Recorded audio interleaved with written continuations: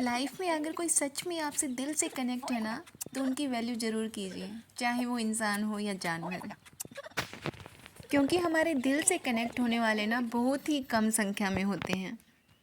अब जैसे कहने के लिए तो हमारे पास अपनों की पूरी भीड़ होती है, दोस्त भी बहुत सारे होते हैं, लेकिन क्या सारे दोस्तों से हम सारी बातें शेयर कर सकते हैं? और इसीलिए जब दिल का कनेक्शन नहीं होता ना, तो अपनों की भीड़ में भी हम अकेले नज़र आते हैं।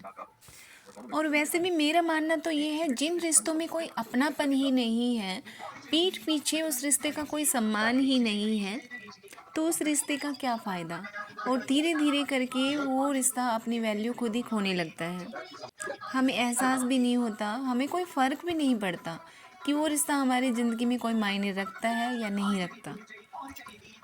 और रिश्तों में कुछ ऐसे रिश्ते भी होते हैं जो अपनी तरफ से कोई कोशिश नहीं करते कि हाँ, उस रिश्ते में कोई पॉजिटिविटी रोल प्ले कर रहे हों।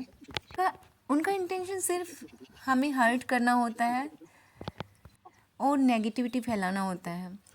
और उनकी आंखों के ऊपर ऐसा पर्दा पड़ जाता है कि वो ये भी नहीं देख पाते कि इन सारी चीज़ों से उठकर हम बहुत आगे बढ़ चुके हैं। वो लोग ये कभी समझ नहीं पाएंगे कि उनकी जेलसी और नेगेटिविटी ने हमारी लाइफ में एक पॉजिटिव रोल प्ले किया है। क्योंकि पॉजिटिव थिंकिंग वाले लोग तो हर बात को पॉजिटिव वे में ही लेके जाएंगे।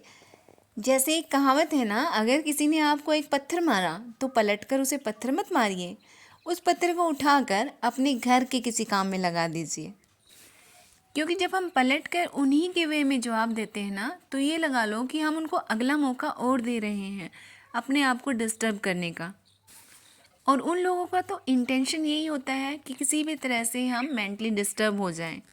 और जब हम उनको उसी के वे में पलट कर जवाब नहीं देते ना, तो ये लगा लो अपनी मेंटल हेल्थ को और ज़्यादा स्ट्रॉन्ग बनाते हैं। हालांकि चुप रहने में भी हमें पता होना चाहिए कि हमें कहाँ और कब चुप रहना है। क्योंकि इस चुप्पी के पीछे भी दो पहलू होते हैं। यदि हम चुप रह जाते हैं तो इसमें हमारी गलती या हमारी कमी भी मानी जाती है।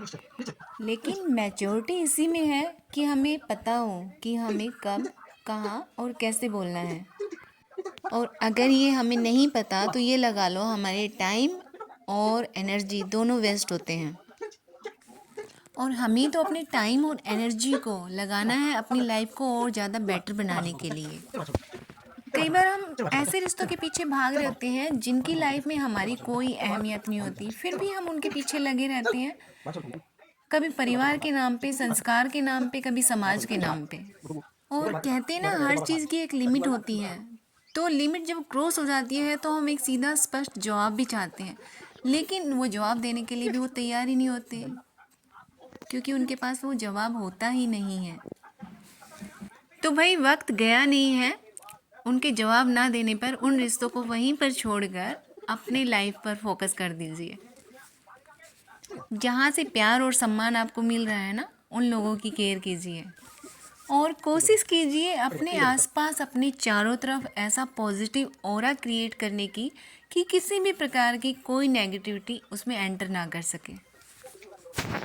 और ज़िंदगी बहुत छोटी है मेरी जान, उसको ढोना नहीं है, उसको जीना है।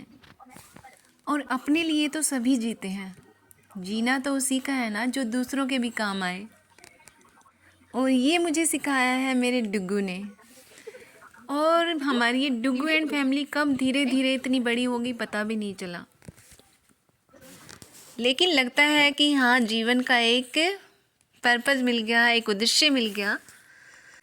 पहले जो मैं हमेशा सोचती थी कि मैं लाइफ में कुछ नहीं कर पाई, कुछ नहीं कर पाऊँगी, तो वो जो मेरी सोच थी, जो एक दृढ़ विचार मन में बना हुआ था, ये लगा लो वो ख़त्म हो गया। अब लगता है कि जीवन को एक उद्देश्य मिल गया, एक जीवन को नई राह मिल गई।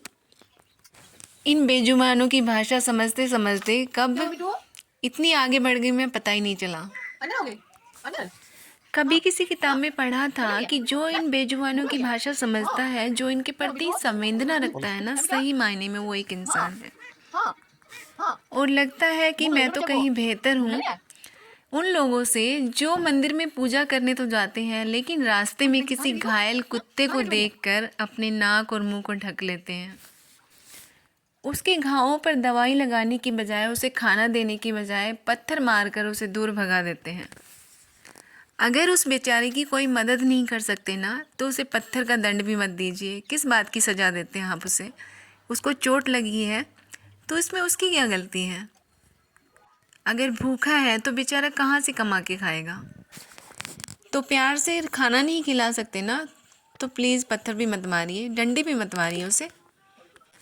आपको कोई हक नहीं बनता उसे दुत्कारने का। वो बेचारा तो आपकी भाषा समझ के अपने आप ही चला जाएगा। तो इंसानों को तो काफ़ी परख लिया। इन बेजुबानों की भाषा को समझने के बाद और इनके प्यार का मोल समझने के बाद ना, भगवान से एक ही प्रार्थना करती हूँ कि मुझे कोई ऐसा रास्ता दिखा दो प्रभु, या मुझे इतना सक्षम बना दो कि मैं इन बेजुबानों की मदद कर पाऊँ। अगर अपनी लाइफ में ऐसा कुछ कर पाई ना, तो मुझे लगेगा मैंने सही मायने में इंसान होने का फ़र्ज़ निभाया है।